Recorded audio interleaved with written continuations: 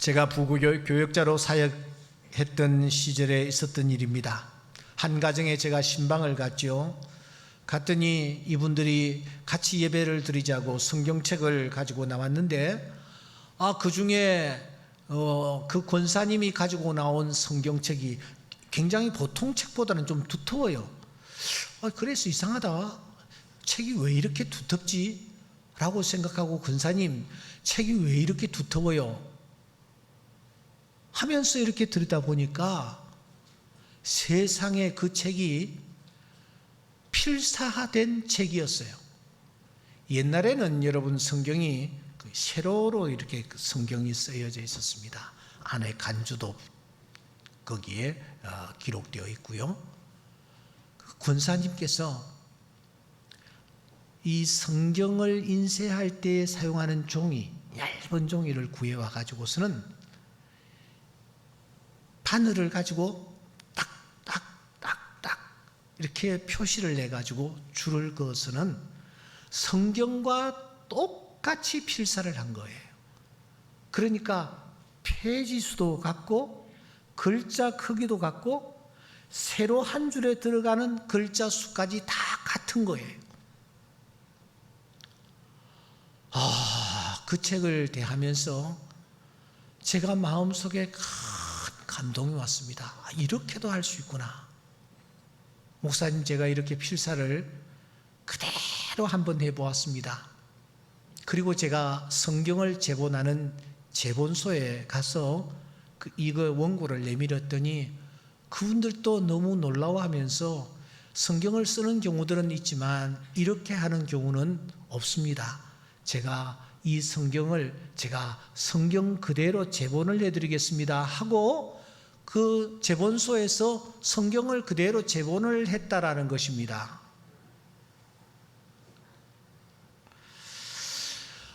이번에 우리가 한번 로마서를 한번 써보자, 그렇게 우리가 서로 이 얘기를 했습니다. 저도 물론 이 로마서를 쓰고 있습니다. 그런데요, 듣는 것하고 또 내 눈으로 읽는 것하고 손가락을 짚어가면서 직접 한자 한자 쓰는 것은 또 달랐습니다. 전에 그냥 설교를 준비하기 위해서 집중했던 말씀들, 그 말씀들이 아닌 다른 말씀들이 너무 귀하게 저에게 다가오는 것입니다. 쓰다 보니까 저도 모르게 제 가슴 빗돌에 말씀이 새겨지는 것을 느끼고 있습니다. 내려갈 때 보았네, 올라갈 때 못 본 그 꽃 하는 시기가 떠올랐습니다. 주의 말씀의 맛이 어찌 그리 단지요, 내 입에 꿀보다 더하니이다 라는 시편 기자의 말씀도 떠올랐습니다. 여러분, 우리 한번 8월 말까지니까 한번 시작해 보도록 하십시다. 성경 전체가 1189장이라고 합니다. 로마서는 16장에 불과합니다. 계산해 보니까 0.013%, 그러니까 0.013, 아주 적은 분량입니다.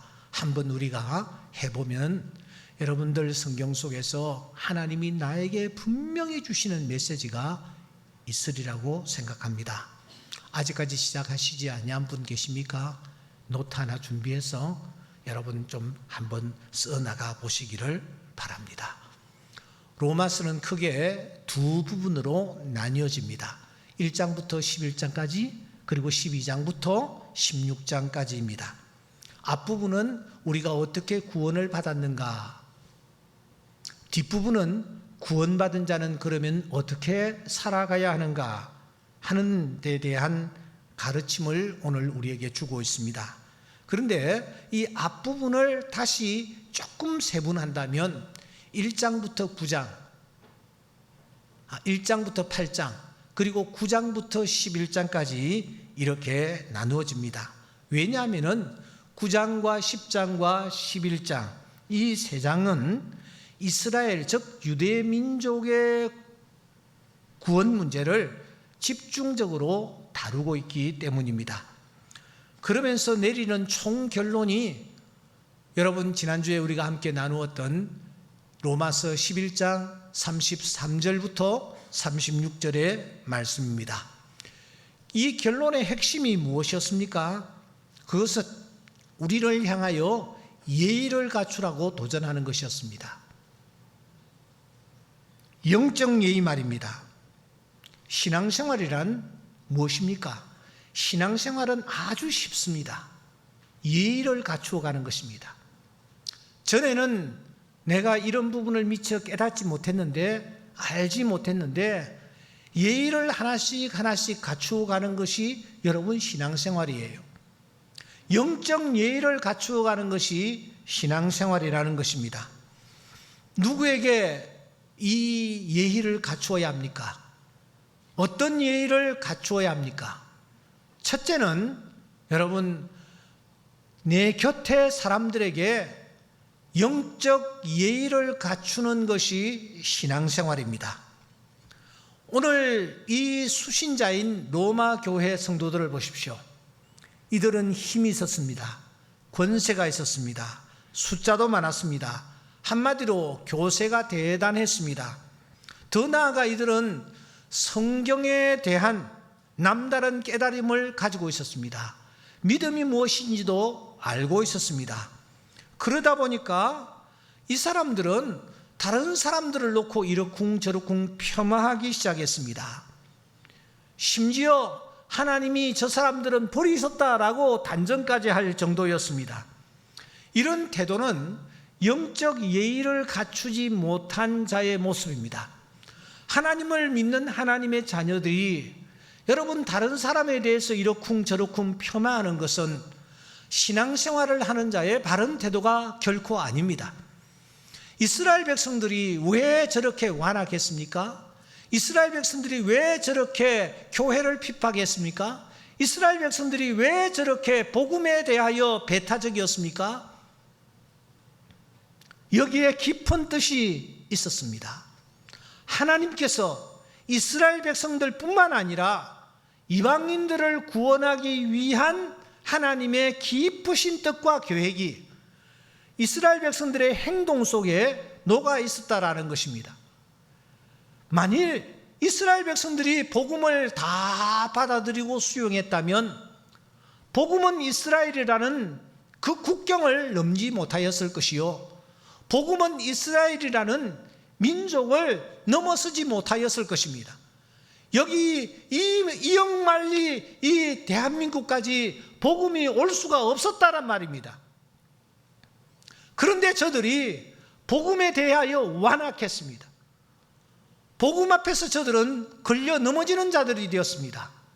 그 결과 복음이 국경을 넘었고 복음이 핍박을 받아 오늘 우리에게까지 전달되어서 우리가 예수 그리스도를 구주로 믿는 하나님의 자녀의 자리에 이르게 된 것입니다. 그러므로 우리는 내 곁에 있는 사람들이 처한 현재의 상황을 놓고 우리가 이러쿵저러쿵 너무 쉽게 예단하거나 평가하거나 비판하는 자세를 우리는 거두어야 합니다. 하나님께서 그에 대하여 어떤 뜻을 가지고 계실지, 앞으로 어떻게 역사하실지 우리가 알 수 없기 때문입니다. 이렇게 신앙생활은 내 곁에 있는 사람에게 예의를 갖추는 것, 영적 예의를 특별히 갖추는 것, 이것이 신앙생활이라는 것입니다. 두 번째, 하나님에 대하여 영적 예의를 갖추는 것입니다. 하나님께서 나를 통하여 이루어 나가실 일들, 지금 나는 알지 못합니다. 내 눈앞에 드러나지 않습니다. 그래서 나는 답답합니다. 불안하기도 합니다. 어떨 때는 초조하기까지 합니다. 하나님을 향하여 원망하게도 됩니다. 그러나 여러분, 내가 믿는 하나님이 어떤 하나님이십니까? 그 하나님은 합력하여 선을 이루시는 분이십니다. 순양을 나를 위하여 예비해 놓고 계시는 분이십니다. 쓴물까지도 달게 하시는 분이십니다. 죽은 자도 살리시는 분이십니다. 하나님은 우리의 이해보다 더 높고 광대하신 분이십니다. 그러므로 하나님이 지금 행하시는 이 일을 내가 이해할 수 없다 할지라도 하나님이 지금 내 앞에 보여주신 그것 때문에 하나님 앞에 감사하며 찬양하는 것입니다. 더 나아가 하나님이 지금 내 눈앞에 보여주시지 않은 더 많은 것들 때문에 그분을 향하여 감사하며 찬양하고 나아가는 것이 신앙생활입니다. 바로 이것이 하나님을 향한 영적 예의인 것입니다. 오늘 예배에 참석하신 여러분들은 이 영적 예의를 갖추고 계십니까? 내 곁에 있는 사람에 대하여 말입니다. 하나님에 대하여 말입니다. 그러니까 1장부터 11장까지의 총 주제는 영적 예의, 이 한 단어로 요약할 수가 있습니다.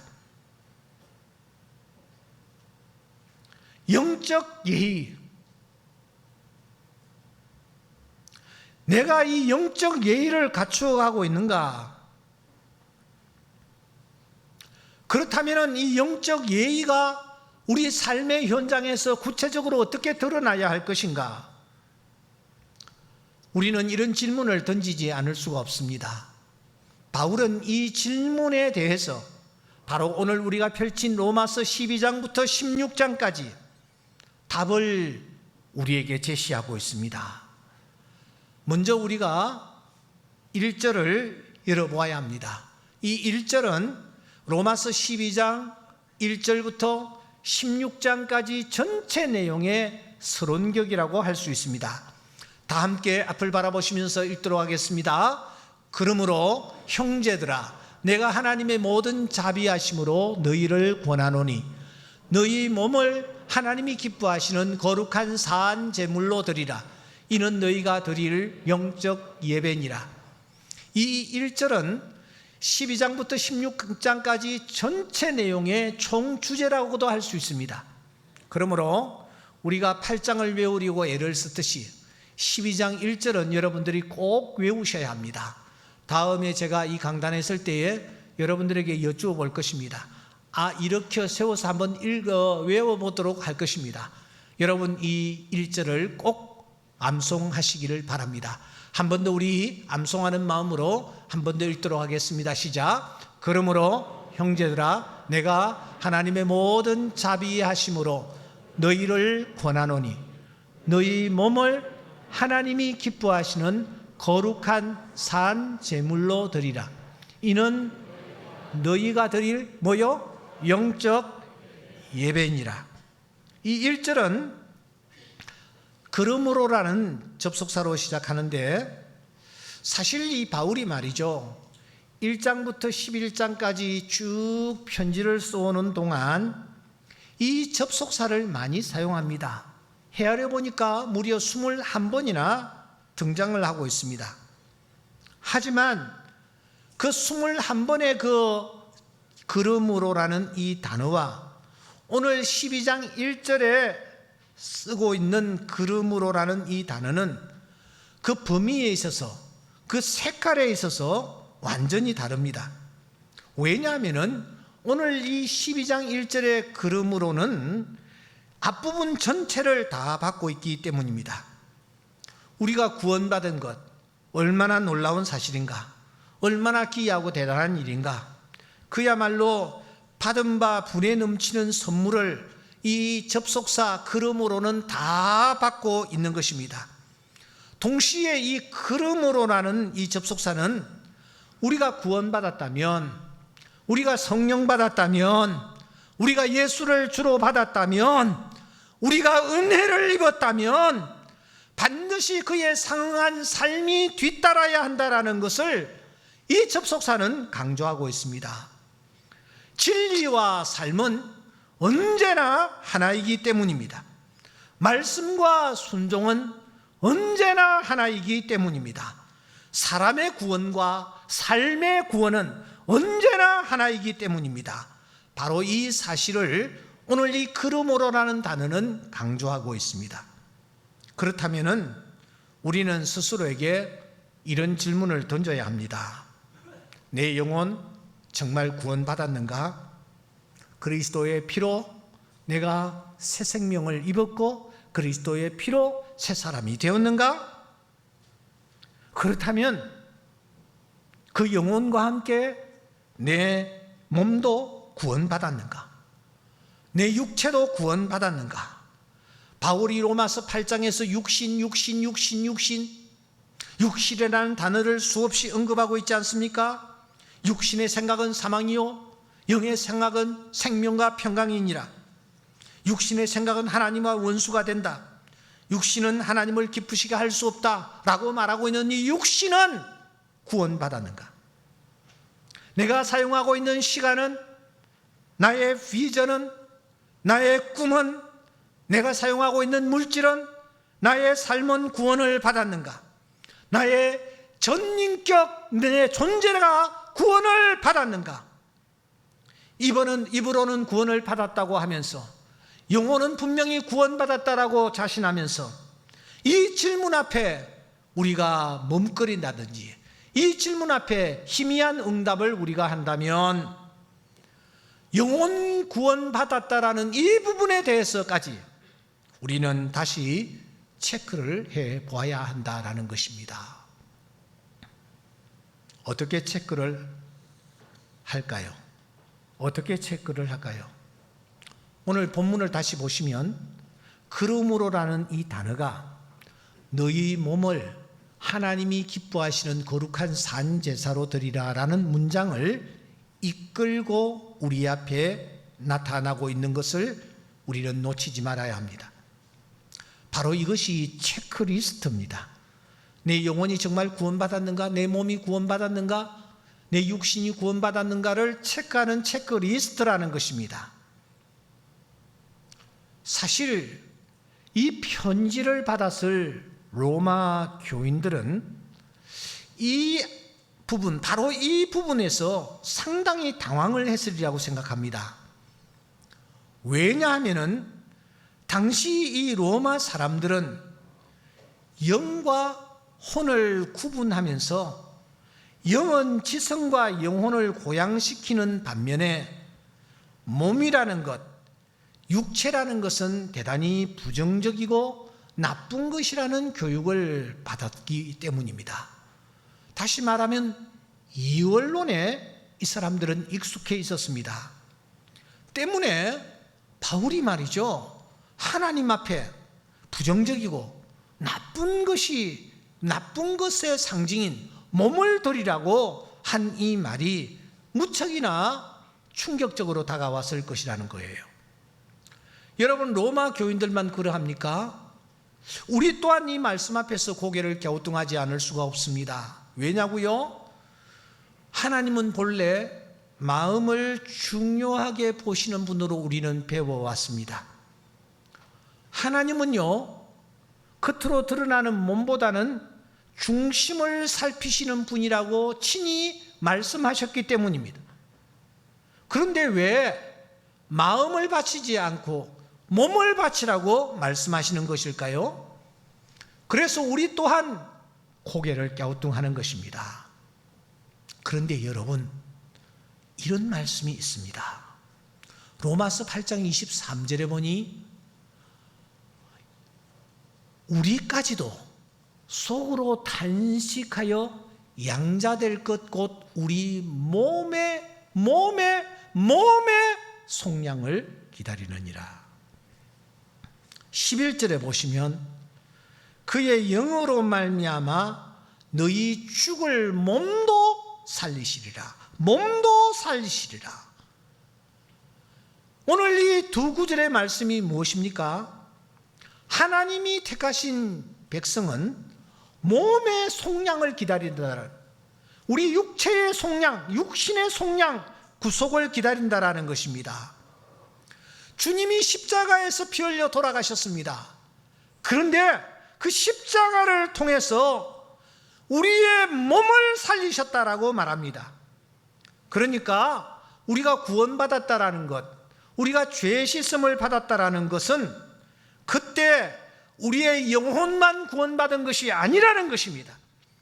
우리가 가지고 있는 이 몸, 우리의 육신도 함께 구원을 받았다라는 것입니다. 주님께서 십자가에서 피 흘려 돌아가실 때에 우리의 영혼만을 위하여, 영혼을 구원하시기 위하여 주님께서 피 흘리신 것이 아니라 오늘 우리의 눈에 보이는 이 몸, 이 육신을 새롭게 하시기 위하여, 구원하시기 위하여 주님께서 십자가에 못 박혀 돌아가셨다라는 것입니다. 여러분, 왜 우리 주님이 내 몸을 위하여, 내 이 썩어질 몸을 위하여, 잠시 후에는 흙으로 돌아갈 이 내 몸을 위하여 십자가에서 피를 흘리셨을까요?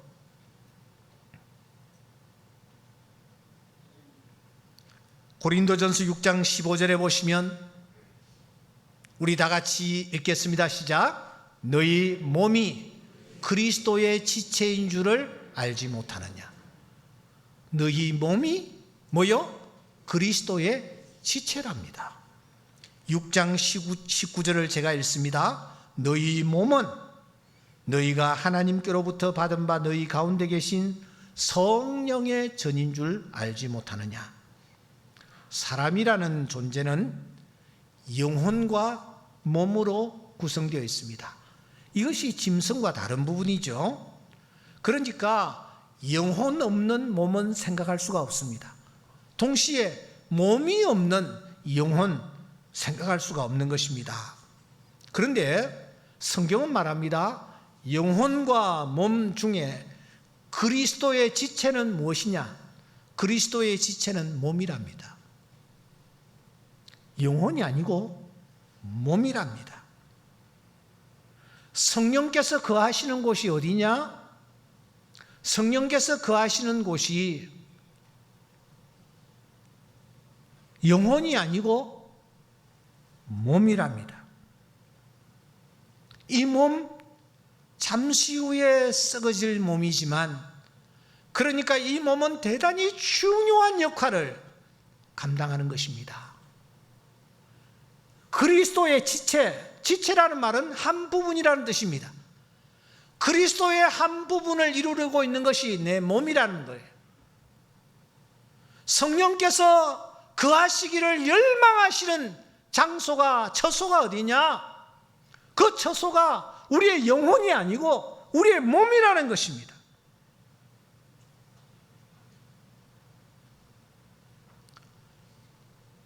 주님께서 십자가에서 피 흘려 돌아가신 이유가, 몸을 위하여, 몸을 정결케 하신 이유가 바로 여기에 있습니다.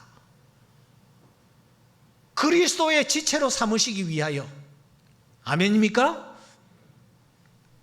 성령께서 거하실 집이 되도록 하기 위하여. 아멘입니까? 주님께서 내 몸을 구원하시고 구속하시고 정결케 하셨다라는 것입니다. 더 나아가 이 몸이라는 것은 우리가 이 땅에 머무는 동안 나라는 존재, 나라는 인격, 나라는 존재와 인격의 삶을 구체적으로 세상에 보여주고 있는 통로입니다. 여러분, 몸이 없다면 내가 어떻게 살고 있는지, 내가 어떤 존재인지 알 수도 볼 수도 없습니다. 보여줄 수도 없습니다. 몸이 있기 때문에 저 성석이라는 사람이 지금 강대상에서 설교를 하고 있구나 알게 되는 것입니다. 몸이 없다면 아무것도 없습니다. 보이지 않는 것입니다. 그러므로 이 몸, 이 육신은 이같이 중요하기 때문에 주님께서 십자가에서 영혼을 위하여 죽으셨을 뿐만 아니라 우리의 몸을 위하여 죽으셔서 영혼과 몸을 구원하신 것입니다. 이렇게 내 몸이 구원받아 주의 것이 되었다면 그 몸으로 움직이는 생활 영역에서 우리는 하나님의 기쁨이 되어야 하는 것입니다. 너희 몸을 하나님이 기뻐하시는 거룩한 산제사로 드리라.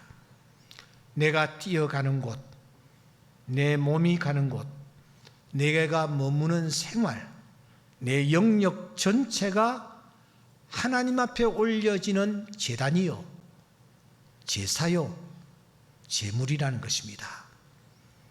바울은 바로 이것을 영적 예배라고 부릅니다. 헬라어 텐 로기켄 라트레이안이라는 이 단어는 앞에 나오는 몸이라는 이 단어를 받고 있습니다. 그러니까 이 단어는 내가 전인격적으로 드려야 할 통전적 예배를 암시합니다. 특별히 중앙에 등장하고 있는 로기켄이라는 이 단어는 합리적이다 하는 뜻을 담고 있습니다. 여러분, 무엇이 합리적입니까? 하나님께서 나에게 값없이 베풀어 주신 긍휼과 자비를 생각한다면 나의 전부를 바치는 것이 합리적입니다. 무엇이 합리적입니까? 독생자를 버리시면서까지 나에게 베풀어 주신 긍휼과 자비를 내가 떠올린다면 내 이 살아있는 몸, 살게 된 몸, 정결케 된 이 몸, 그것을 하나님께 드려야 하며 내 몸을 통해 이루어지는 삶의 모든 영역에서 하나님을 기쁘시게 드리는 자가 되어야 된다는 것입니다. 내 지성 구원받았습니다. 내 감정 구원받았습니다. 내 건강 구원받았습니다. 내 젊음 구원받았습니다. 재물과 직업과 사업과 내가 공부하는 학업의 과정, 내가 관여하는 전 영역이 구원받았습니다. 그러므로 이것은 내 것이 아니요 하나님의 것입니다. 어느 것 하나라도 하나님으로부터 분리되거나 그리스도의 주권으로부터 벗어날 수가 없는 것입니다.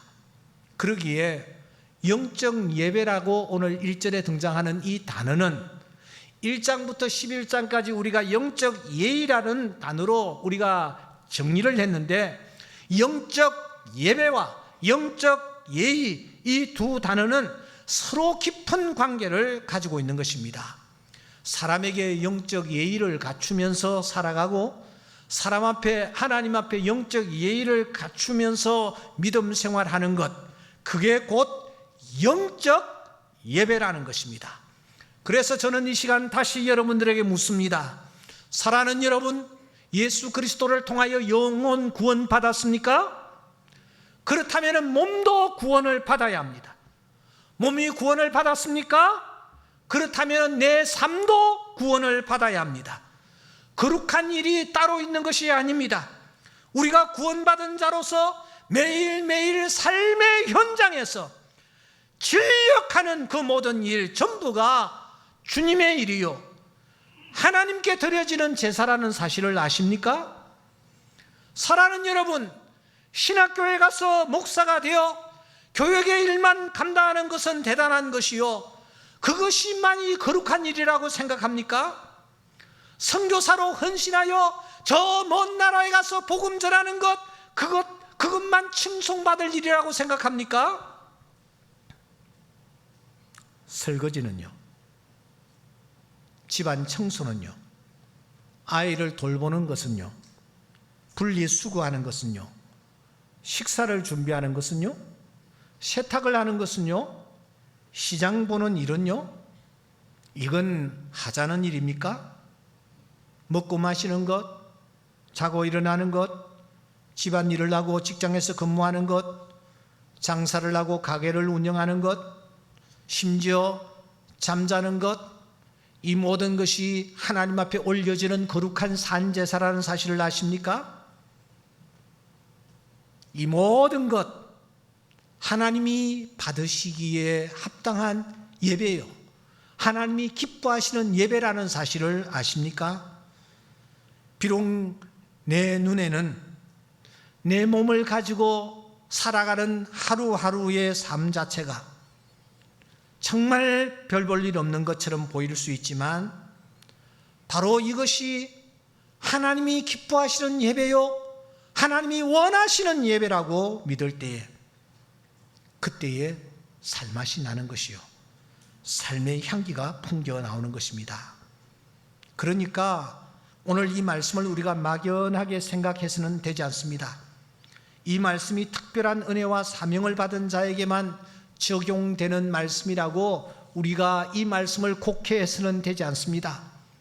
그저 낮은 데서, 작은 데서, 평범한 데서 보이지 않는 데서, 남들이 전혀 보지 못하는 데서 쳇바퀴 돌아가듯이 반복되는 그런 하루하루의 삶과 일상에서도 우리는 매 순간 하나님이 기뻐하시는 산제사를 드릴 수가 있습니다.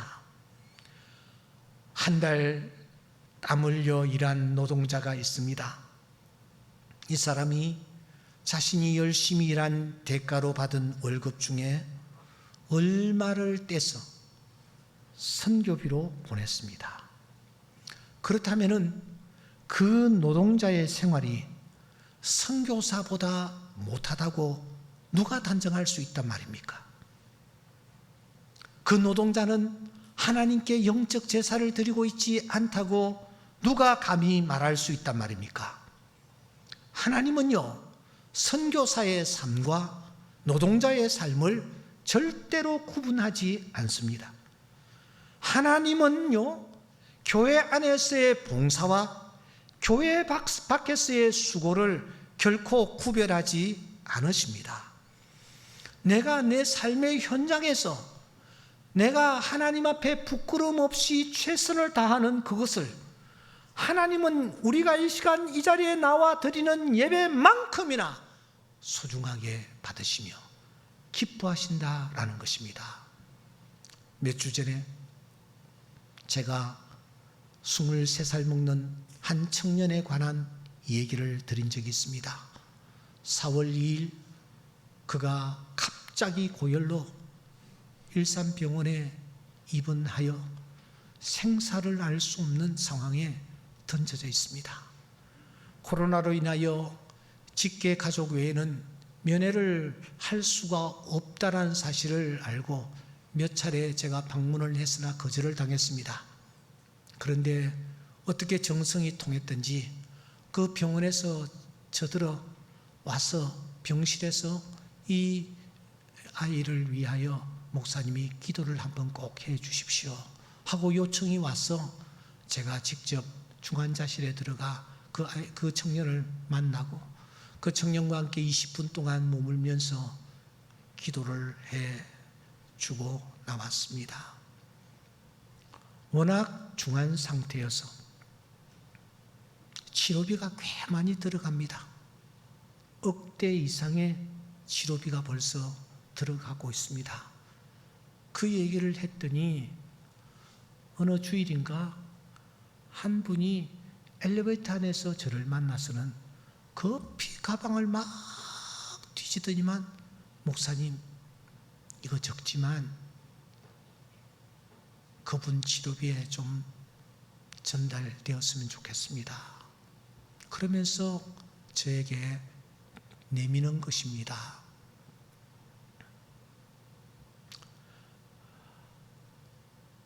그분은 너무 생활이 어려워서 아이를 돌보는 아이 돌보미 생활을 하고 있습니다. 입주해서 남의 집에서 아이를 돌보다가 주말 되면 자기 집에 가고 주일 되면 교회 오고 그런 생활을 반복하는 그런 분입니다. 그래서 제가 막 사양을 했는데도 불구하고 아니에요. 확인을 해보니까 100만 원이 들어있어요. 저는 깜짝 놀랐어요. 많아봐야 뭐 한 10만 원, 20만 원쯤 되겠지라고 생각했는데 그는 삶의 현장에서 아이를 돌보는 그것이 바로 하나님 앞에 드리는 예배였던 것입니다.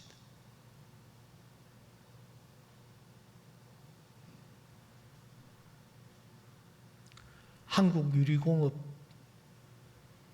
창설자인 최태섭 장로님 들어보셨을 것입니다. 이분이 해방 당시에는 만주에서 사업을 하고 있었습니다. 그러다가 해방이 되었고 공산당원들이 크기도 점령을 했습니다.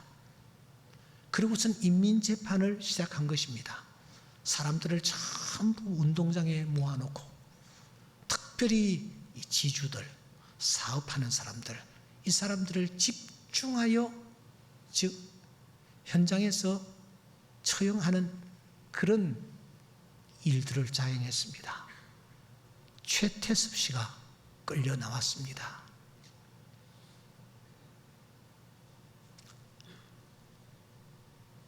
이 사람은 어떻게 할까요? 한 사람이라도 저 사람 죽여야 합니다 하면은 그냥 끝나는 것입니다. 근데 지금까지 흥분되어 있던 그 주민들이 다 조용하게 침묵을 하고 한 사람이 잠시 후에 이렇게 조심스럽게 말했습니다. 저는 생활이 굉장히 어렵고 엎친 데 덮친 격으로 아이까지 병으로 고생을 하고 있는데 도무지 병원비를 구할 수도 없는 상황이었는데 여기 끌려 나온 저분이 이 사실을 알고 저를 성심성의껏 도와주었습니다. 그래서 아이를 치료할 수 있게 되었고 경제적으로도 그래도 어려운 상황을 극복할 수 있었습니다. 저분은 참 좋은 분입니다. 모두 다 박수를 쳤고 그 최태섭 씨는 그 위기를 벗어나 한국에 돌아와 큰 사업을 일구었습니다. 여러분, 오늘 나의 삶 하루하루가 하나님 앞에 드리는 예배라는 사실을 아십니까? 가정에서 분리수거 우리가 좀 제대로 해야 합니다. 저는 그동안 대충 하다가 제 아내에게 야단을 맞았습니다. 스티로폼 같은 곳에 이 비닐이 붙어 있으면 이거 떼야 돼. 그래야 안 그래요? 예? 박스에도 비닐이 있으면 이걸 다 떼야 돼. 근데 저는 그냥 떼지도 않고 적당하게 하려고 하니까 왜 그걸 떼지 않고 그냥 그렇게 하느냐고. 우리가 분리수거 하나 하는 것도 우리가 하나님 앞에서 우리가 정직하게 바르게 할 수 있습니다. 며칠 전에 공원에 한번 나갔는데 얼마나 개들을 많이 데리고 나오는지. 근데 한 분이 내가 앉아있는 앞으로 지나가는데 이분은 비닐을 가지고 나오지 않았어. 근데 애가 계속 싸는 거야. 쌀 때마다 흙을 가지고 덮어. 여러분, 그러면은 그게 어떻게 되겠어요? 우리 예수 믿는 사람들은 자그마한 일 앞에서도 하나님 앞에서 우리가 살아간다라는 마음의 자세로 우리가 살아가는 것, 이것이 바로 하나님 앞에서 드리는 영적 예배라는 것입니다. 일부이기 때문에 제가 말씀을 정리해야 되겠습니다. 오늘 나는 영적 예배자인가 하는 것입니다. 분명히 영혼 구원 받았습니다. 그런데 구원받은 자의 삶은 보이지 않습니다. 구원과 삶이 분리되어 있는 듯해 보입니다. 십자가 예수 그리스도를 통하여 죄의 문제는 해결했다고 합니다. 영혼 구원은 받았다고 합니다. 그런데 그 몸의 구원, 육신의 구원, 생활의 구원, 생각의 구원, 행동의 구원, 시간과 꿈과 재물의 구원은 우리가 받지를 못했습니다. 그래서 세상이 우리를 비웃는 것입니다. 특별히 우리가 예배자로서 이 예배에 참석했습니다. 여러분들은 핸드폰 구원을 받으셔야 합니다. 오늘 우리가 정말 이 부분에 대하여 심각하게 생각해야 합니다. 어떤 사람이 크리스찬 듯 글을 남겼는데 크리스찬인 듯해 보입니다. 나의 삶은 스크롤의 연속이다. 화면을 넘기는 짓 말고는 잠시도 가만히 있지 못한다. 하나님과 성경을 떠나서는 불편 없이 잘 지내는데 스마트폰이 없으면 불평과 불안정이 극치를 내다른다. 조만간 스마트폰이 하나님 자리를 대체할 가능성이 농후하다. 스마트폰이 내 아내보다 좋다. 아내는 나를 보는데 나는 스마트폰을 보고 있으니까. 스마트폰이 내 자녀보다 좋다. 자녀랑 노는 것보다 스마트폰이랑 노는 게 더 좋으니까. 스마트폰이 예수님보다 좋다. 예배 시간에도 강대상에서 선포되는 말씀보다 스마트폰에서 울리는 소리에 더 관심을 두니까. 진실로 스마트폰 어플 없이 나는 하루도 평안할 수가 없다. 진실로 하나님은 하루쯤 없어도 평안하다. 진실로 하나님보다 스마트폰이 우월하다. 우리가 삶의 현장에서 정말 나는 영적 예배자로 살아가는가? 우리 자신을 돌아보면서 이 질문을 스스로에게 던지며 영적 예배자의 자리로 올라가는 우리 모두가 될 수 있기를 주의 이름으로 축원합니다. 기도드리겠습니다.